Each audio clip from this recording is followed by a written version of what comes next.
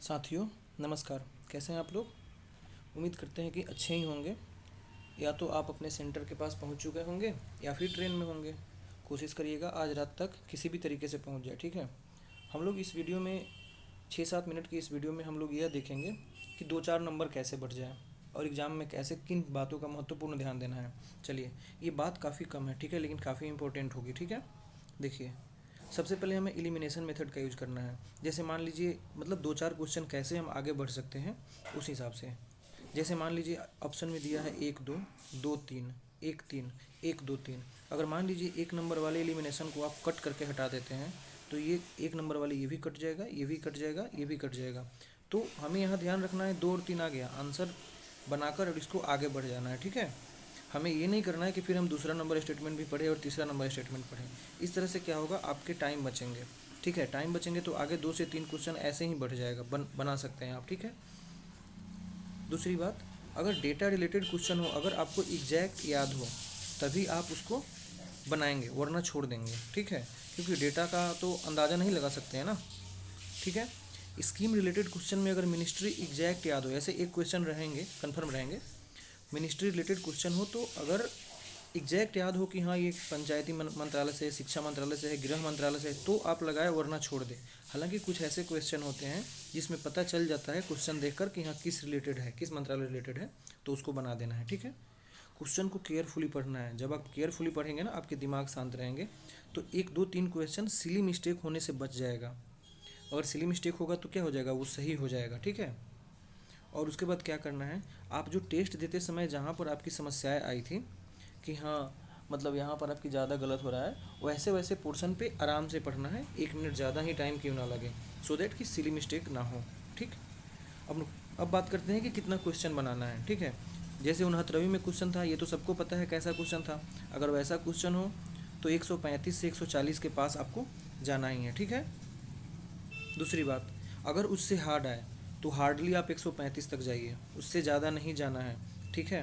क्योंकि हार्ड सबके लिए है, ना कि सिर्फ आपके लिए, ठीक है। देखिए, उसके बाद बात रहा, इन इन दोनों चीज़ों को छोड़ते हैं, ठीक है। इन दोनों चीज़ों को छोड़ते हैं और देखते हैं कि आपका एक्यूरेसी लेवल क्या है। आपका एक्यूरेसी लेवल एग्जाम में अगर सब 70% बनाते हो, 70% मतलब 105 क्वेश्चन बनाते हो, इसमें अगर 90 सही हो गया तो फिर आपको बहुत 135 तक जाने की ज़रूरत नहीं है। आप यहाँ 120 भी करके आओगे ना, अगर आपके एक्यूरेसी लेवल अगर कितना है, 70% है, तो कितना हो जाएगा, इस हिसाब से आपको बनाना है, ठीक है। तो ऐसे ही एक्यूरेसी लेवल भी ध्यान रखना, आपके ज़्यादा अगर सही हो रहे हैं, ज़्यादा आप कॉन्फिडेंट हो कि हाँ आपके एकदम सही ही हो जाएंगे ये, तो फिर आपको यहाँ पर ज़्यादा रिस्क लेने की ज़रूरत नहीं है, ठीक है।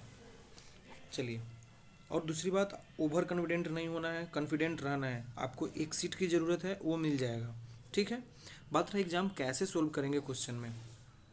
सबसे पहले 3 राउंड में बांट देना है। पहले आपको जो एकदम आसान लगता हो उसको बनाइए और छोड़िए, बनाइए और उसको कलर कीजिए, ठीक है। बनाइए और उसको कलर कीजिए, ठीक है।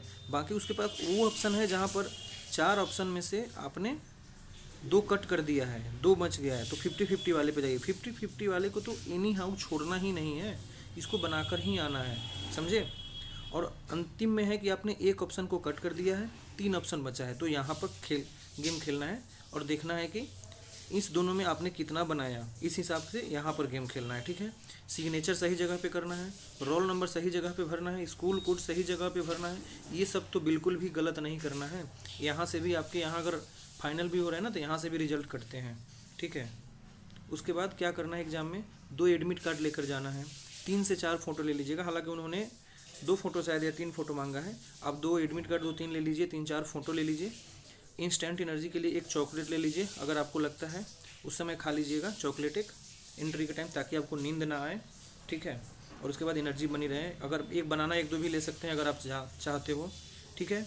ओवर कॉन्फिडेंट नहीं होना है, कॉन्फिडेंट रहना है, ठीक है। एग्ज़ाम सेंटर पे सही समय पे पहुंचना है, पैनिक नहीं होना है। अगर हार्ड होगा तो सबके लिए हार्ड होगा, ना कि सिर्फ आपके लिए होगा, ठीक है। एग्ज़ाम में कोई भी बातें नहीं सोचनी है, आंदोलन में ये हुआ वो हुआ, ये सब बला बला की बातें नहीं सोचनी है, फ्रेश माइंड से रहना है, ठीक है।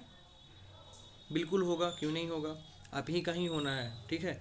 देखो, आप लोगों ने तो 3-4 बार रिवीजन कर लिया है, 28 लगभग हम लोगों ने 27-28 टेस्ट भी लगाए हैं, इतने तो कोई किए भी नहीं होंगे भाई। तो इस बात का ध्यान रखो, 27-28 टेस्ट लगाए हो आप लोगों ने। उसके बाद 3-4 टाइम्स रिवीजन हुआ है, ये कम नहीं होता है, ठीक है।